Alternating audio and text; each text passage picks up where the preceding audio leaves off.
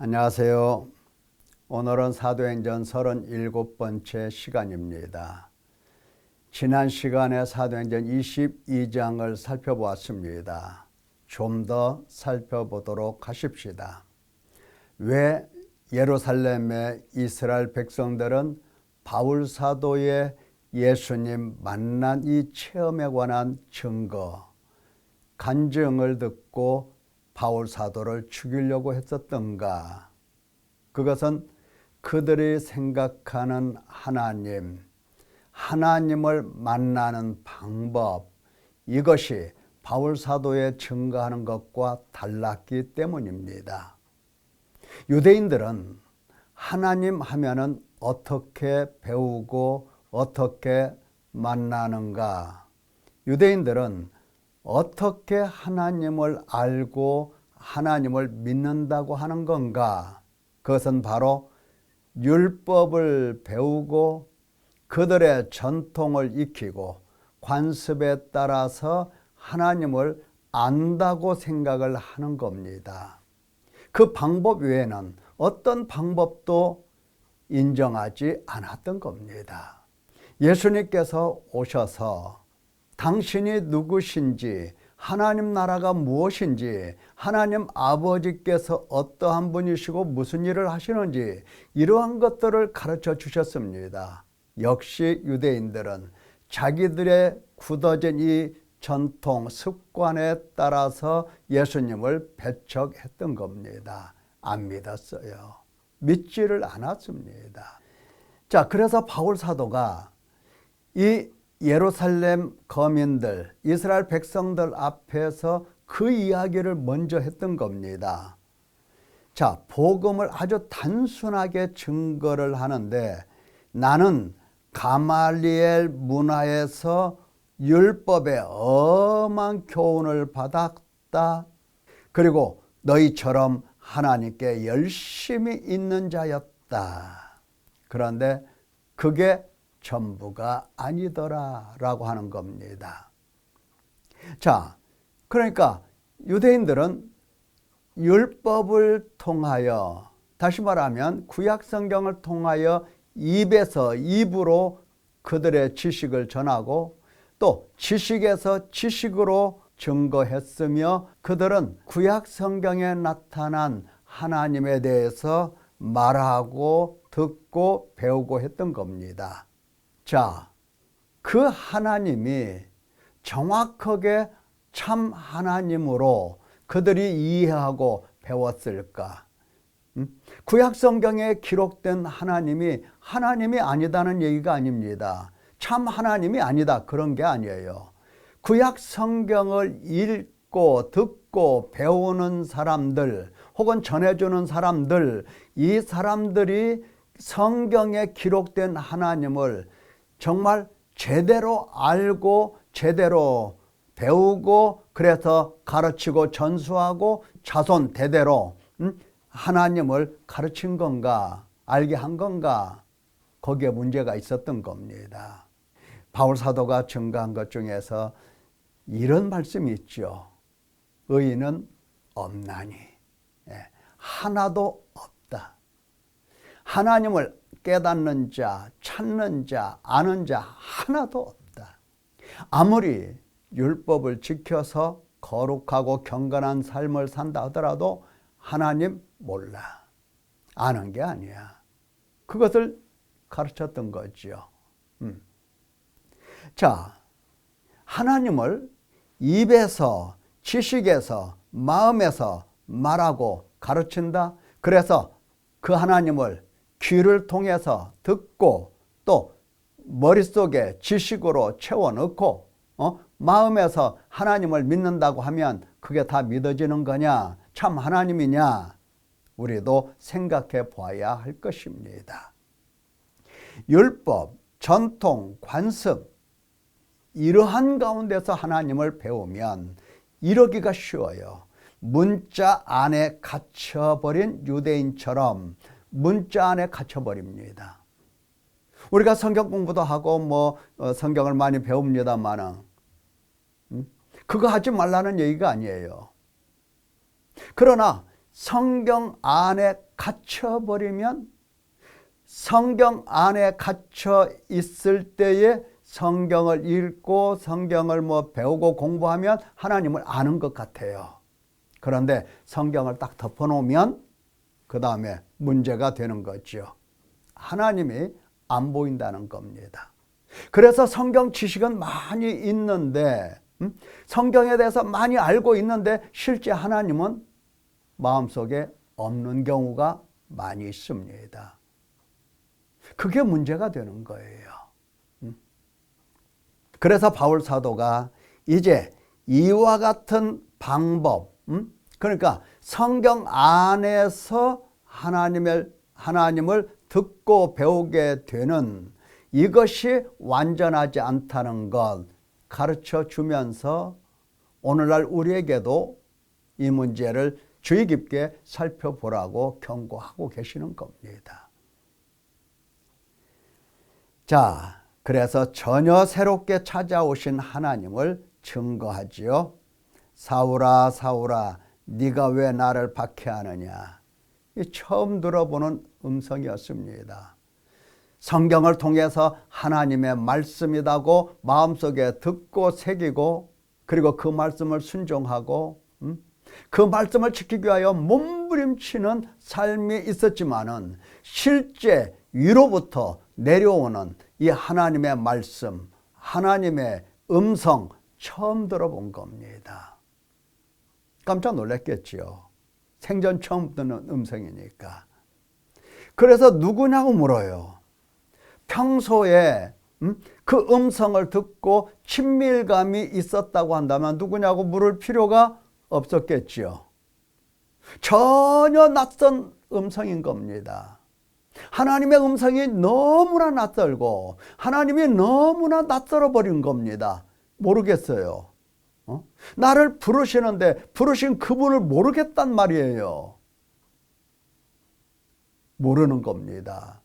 만난 일이 없고 내 마음속에 모신 일이 없고 날마다 그 안에서 거하는 삶이 없으면 주님 나 불러도 내가 주님 불러도 역시 실제로 주님을 만나게 되면 낯설고 낯설어서 누군지 알아뵙지 못하게 되는 것입니다. 이런 일이 비일비재한 거예요. 그래서 예수님께서는 나는 네가 박해하는 나사렛 예수다 하고 가르쳐 주세요. 처음으로 바울 사도가 예수께서 하나님이신 것을 알아듣게 되는 겁니다. 그래서 하나님 만나는 길, 하나님께 나아가는 그 길, 그것은 율법, 연구, 전통, 준수 이것을 통해서가 아니라 예수 그리스도 안에서 눈이 밝아지고 하나님을 찾고 만날 수 있다는 것을 깨달은 겁니다. 그래서 그것을 증거한 거예요. 어디 가든지 예수 그리스도 먼저 증거하잖아요. 예수 그리스도를 먼저 증거하는 겁니다. 율법을 가르치는 게 아니에요, 먼저. 그러니까 바울 서신서를 읽어보면 앞부분에는 하나님이 무엇을 행하셨는가, 예수 그리스도가 누구신가, 그 안에서 어떤 일이 일어났는가 이것을 증거하고, 그리고 서신 후편에 가서 보면 하나님 백성들, 하나님의 자녀들이 어떻게 살아야 되는가 율법에 근거하여 삶의 길을 제시합니다. 서신서가 주로 이렇게 되어 있어요. 이런 구조로. 그래서 예수 그리스도 안에서 눈이 밝아지고 하나님을 찾고 그 가운데서 하나님을 만날 수 있다라고 하는 것을 가르칩니다. 아나니아가 한 이야기를 이렇게 기억하고 하잖아요. 아나니아의 증언을 인용하면서 우리 조상들의 하나님이 너를 택하셨다, 너로 하여금 자기 뜻을 알게 하셨다, 그 의인을 보게 하셨다. 그 의인은 누굽니까? 예수 그리스도이십니다. 예수 그리스도를 보게 하셨다는 거예요. 그리고 그 입에서 나오는 음성을 듣게 하셨다. 너는 네가 보고 들은 것의 증인이 될 것이다. 여러분, 우리는 보통 예수님의 음성을 들었다 혹은 예수님의 어쨌든 환상을 보았다 할 것 같으면 그걸로 끝. 나는 이제 예수님 다 알아. 예수님 다 만났어. 됐어. 이렇게 할지도 모릅니다. 그렇게 하는 경우가 많아요. 무슨 환상을 보거나 무슨 신비한 체험을 하거나 혹은 어떤 은사를 받거나 그러면 그게 전부인 줄 알아요. 바울사도는 그렇지 않았어요. 시작이에요, 시작. 그게 시작이에요. 거기서부터 이제 예수님을 만나러 가는 겁니다.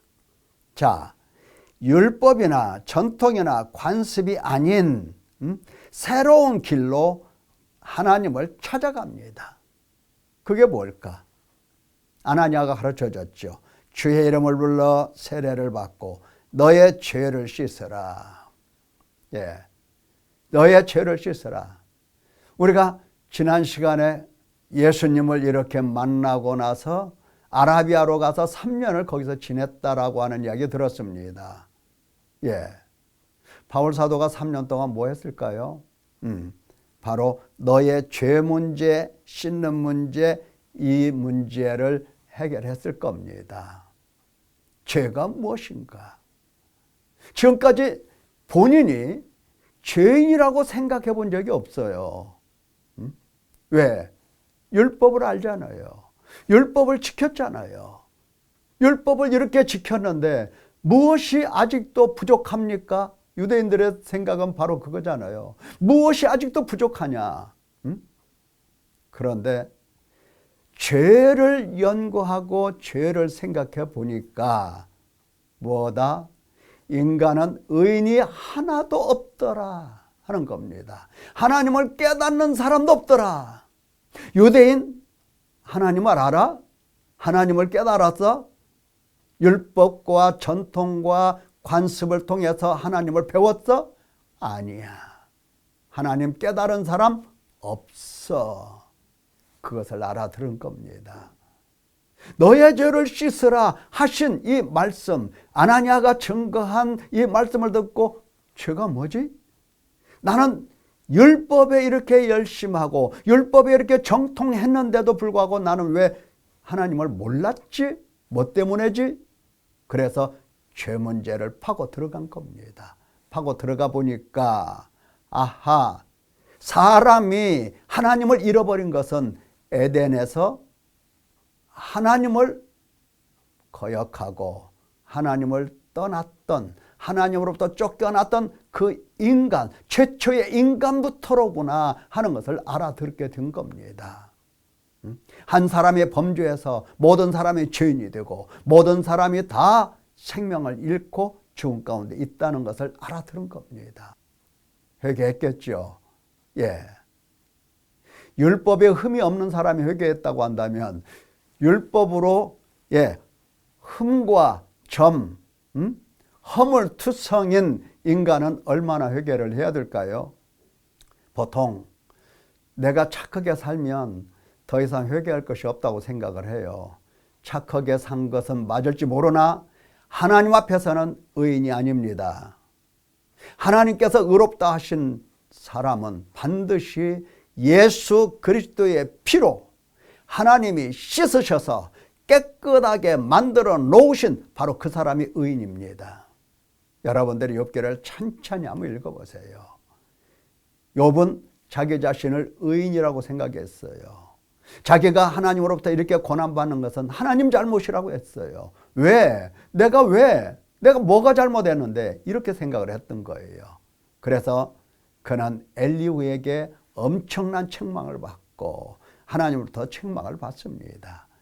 네가 행한 의는 다른 사람들도 다 그렇게 하는 거야. 그 정도는 다 할 수 있어. 진짜 의인은 그렇습니다. 예수 그리스도의 피로 하나님의 손으로 씻음을 받고 깨끗하게 되어 의롭다 하심을 얻어 의인이 되는 겁니다. 그게 바로 하나님을 만나는 사람들이에요. 그래서 바울 사도는 죄 문제를 가지고 깊이 하나님 앞에서 통탄하고 애통하고 탄식하고 하나님으로부터 용서를 구하게 되는 겁니다. 그 세월이 광야에서 3년 걸린 거예요. 3년 걸린 겁니다. 자기의 모든 시간, 정력, 모든 힘 이걸 다 바쳐서 하나님 앞에 애통하고 탄식하고 회개했던 겁니다. 그래서 죄 씻음이 무엇인지를 명확하게 알아들은 거예요. 아하, 하나님은 이렇게 만나는 거구나. 하나님은 이렇게 찾아가는 거구나. 하나님은 이렇게 해서 우리로 하여금 당신 백성 삼으시는구나 하는 것을 알아듣게 된 거예요. 착하게 살면 하나님 백성이다 이렇게 생각하기 쉽지만 그럴 것 같으면 하나님께서 그의 독생자 예수 그리스도를 이 땅에 왜 보내셨어요? 왜? 뭐 때문에 보내셨을까요? 지금 우리가 하나님의 사랑하심을 입고 그분의 인내와 참으심, 긍휼, 자비 속에서 계속해서 회개하라고 하시는 말씀 듣고 있노라면 우리가 하나님의 백성인 것을 빨리 알아차려야 됩니다. 그리고 바울처럼 3년이 됐든 30년이 됐든 죄가 무엇인가 이것을 깊이 생각해 보아야 할 것입니다.